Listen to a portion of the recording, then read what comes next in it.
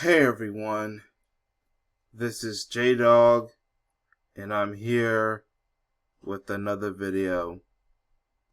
This woman died.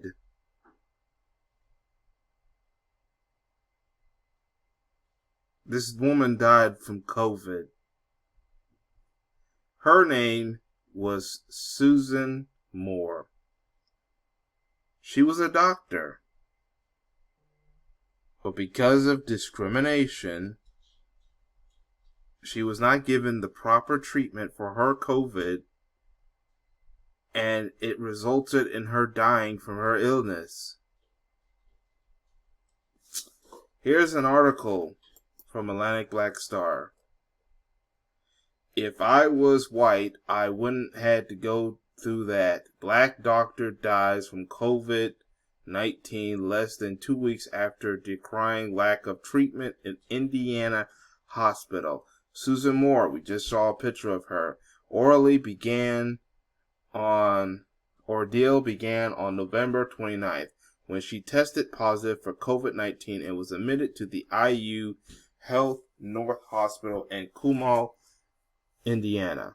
She had a fever of 101.5, a critical low respiratory rate in the 30s, and her heart rate hovered above 150. All signs she had a severe case of the deadly virus that was unresting her lungs. But Moore, a black physician, was denied accurate care when she reached her hospital room, according to an impassioned self-recording that she posted on her Facebook.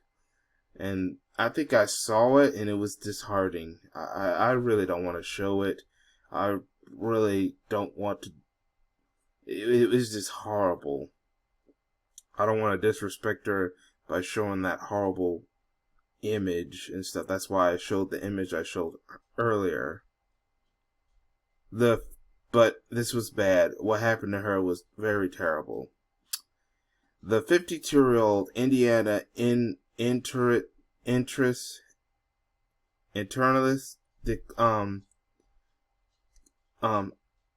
complained that her white doctor tried to send her home while the virus was still spreading in her body, and he refused to prescribe her medication despite the fact that she was in intense pain.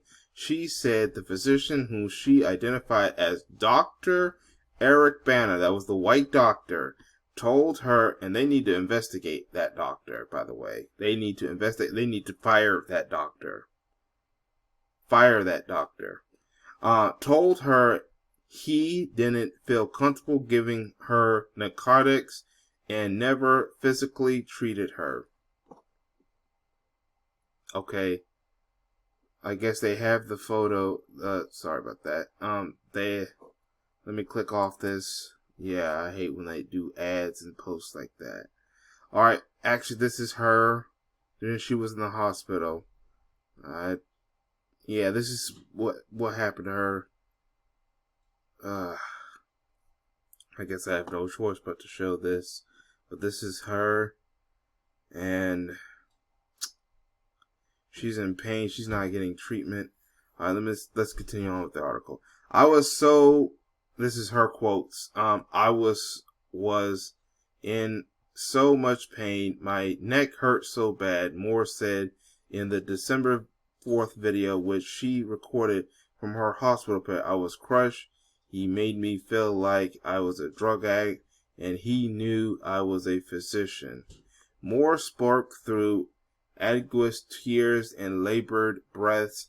She was feeble and clearly weakened. Despite the unmistakable toll the virus had taken on her health, she seethed at the treatment she received from nurses and doctors at IV Health. You have to show proof that you have something wrong with you in order to get the medicine, she fumed. I'd put forth and I maintain if I was white, I wouldn't have to go through that. Dennis Murphy, IU Health President and CEO, described Moore's death as doubly distressing in a December 24th statement. Oh, and also notice they're not bringing this up in the news, the mainstream media, by the way. They're not talking about this. Noting that she was a distressed patient who was a member of our possession. I hate when that does that. Okay, all right, back to what I was saying. He called for an external medical review from a panel of healthcare and diversity experts to root out any bias in Moore's treatment. I don't believe that we failed the technical aspects of the delivery of Dr. Moore's care. Yes, you did. Murphy said in a statement, I am concerned, however, that we may not have shown the level of compassion and respect we strive for in understanding what matters most to patients. I'm worried that our care team did not have the time to do to the burden of this pandemic to hear and understand patients' concerns and questions. What are they going to do about that doctor that she named? What was that doctor's name again that she named? Dr. Eric Bannock. They need to fire that guy. They need to investigate. The 7.5-minute video proved to be one of Moore's final pleas. She succumbed to her bout with COVID-19 on December 20th, less than 2 weeks after she was discharged from the IU hospital. But for 4 days, she continued to update the Facebook that accompanied her December 4th video. She used the post to publicly chronicle her care, documenting everything but from the rounds of remdesivir treatment she received to the vial of x-ray tests she underwent. She listed her daily oxygen and blood pressure levels. At one point, Morris said she began coughing up blood, forcing Paula Gomez to boost her steroid treatments. In a recent since news of her death, Moore's 7.5 video was spread quickly across social media, sparking debate about the implicit bias in the healthcare center and how those can lead to disparity in the medical treatment Black patients are afforded. Speaking with an oxygen tube hooked to her nose, Moore said Dr. Bannock tried to send her home that previous day, although she only received 2 rounds of remdesivir, the antiviral drug used to treat hospitalized COVID patients whose condition is not critical enough to warrant a mechanical ventilator. She said Bannock told her she didn't need the drug and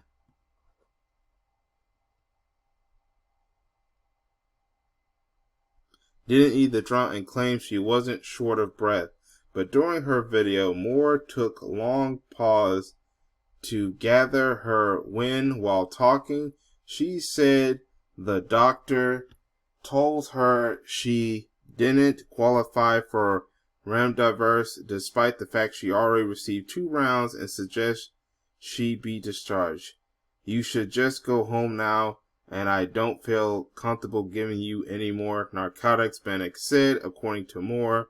But Moore, she said, reached out to the patient advocate because of the severe pain of her neck. Moore demanded to be transferred. If you're not going to treat me here properly, send me to another hospital, she said. Soon afterward, a CT scan was done on Moore's neck. With or without contrast, she said the test showed permanently infiltrates in her lungs and a sign of pneumonia and new lymphadenopathy, forgive me if I pronounce that wrong, throughout her neck. That disease commonly produce inflamed or enlarged lymph nodes. That's when doctors finally agreed to treat her with pain medication, she said, but even then, she had to wait.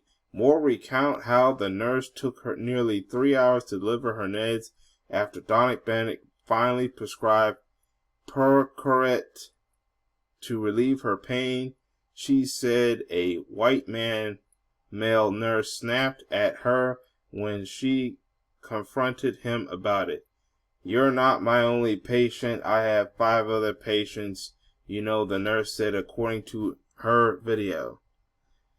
"I have been in pain since 7 a.m., you know," Moore shot back.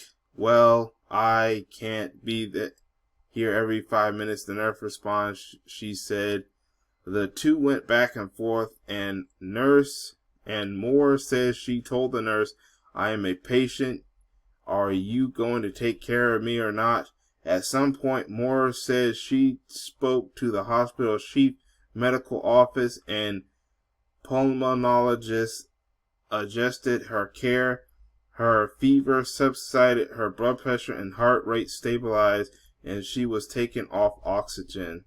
She said she was receiving very compassionate care in one of her final updates. But Moore said Dr. Bennett tried to have her released from the hospital at 10 p.m. on December 5th, a Saturday night. She noted it's not common to discharge a patient at such a weekend hour. "That is not how you treat patients, period," Moore said. "So I don't trust this hospital, and I'm asking to be transferred. These people wanted to send me home with newly pulmonary infiltrates and all kinds of lymphadenopathy in my neck." Moore was finally discharged December 7th, according to the Indianapolis Star. Her fever spiked to 103, her blood pressure plummeted, and her heart rate skyrocketed to 132 less than 12 hours after she returned home. She was readmitted to a different hospital, Ascension St. Vincent in Carmel, Indiana. By December 18th, her health had deteriorated to the point that she was 100% relevant on her ventilator to breathe. Her 19-year-old son, Henry Muhammad, told the New York Times Muhammad said he visited Moore in the hospital before she died 2 days later and told his mother not to worry about him. "If you want to fight, now's the time to fight," he said to his dying mother, "but if you need to go, I understand." And that's the son right there. A GoFundMe page was set to assist Muhammad and Moore's parents, both who suffered from dementia. The account had raised nearly $170,000 by Monday afternoon. Susan was a paramedical doctor.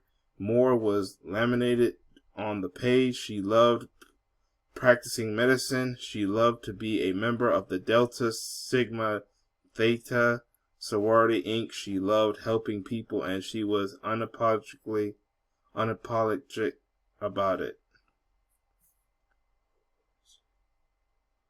And like I said, they need to investigate that hospital that she was in, and they need to fire that Dr. Bennett.